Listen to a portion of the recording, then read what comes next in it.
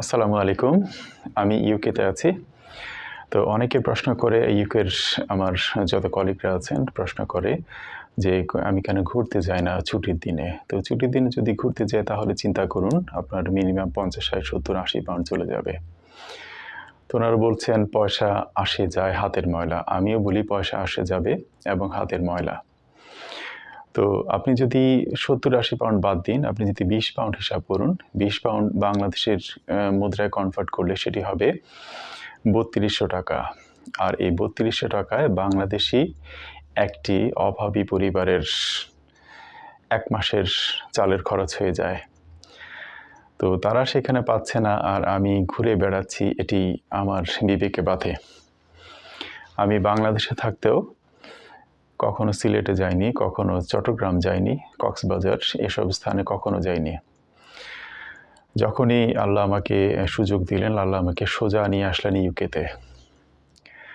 তো এই হচ্ছে অবস্থা। আল্লাহ যাকে দেন, যাকে ঘুরান, আমি ভ্রমণ করতে ইচ্ছুক নই, ভ্রমণ পিয়াসী নই। কিন্তু আল্লাহ আমাকে ভ্রমণ করাচ্ছেন, বিভিন্ন সুন্দর, সুন্দর স্থান আমাকে দেখাচ্ছেন। তো একটি কথা আছে, আল্লাহ যাকে দেয় থাপ্পড় মেরিয়ে দেয়। তো আমি ঘুরতে চাই না কিন্তু আল্লাহ আমাকে ঘোরাচ্ছেন, বিভিন্ন স্থান দেখাচ্ছেন, বিভিন্ন ভালো মানুষের সাথে পরিচয় করাচ্ছেন।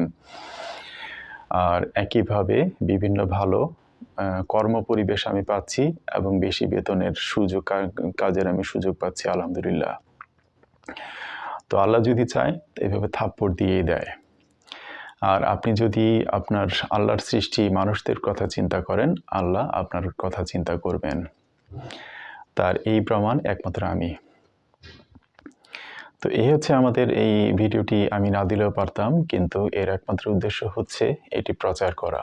আমরা যাতে অনেকেই উদ্বুদ্ধ হই এইভাবে। তো উদ্বুদ্ধ হলেই হয়তোবা ১-এর লাঠি ১০-এর লাঠি ১-এর বোঝা।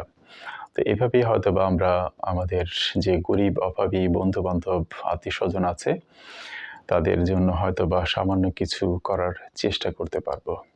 আমাদের এই চেষ্টাটাই কিন্তু উপরওয়ালা দেখবেন। আপনি কতটুকু দিলেন কিছু উপরে যাবে না।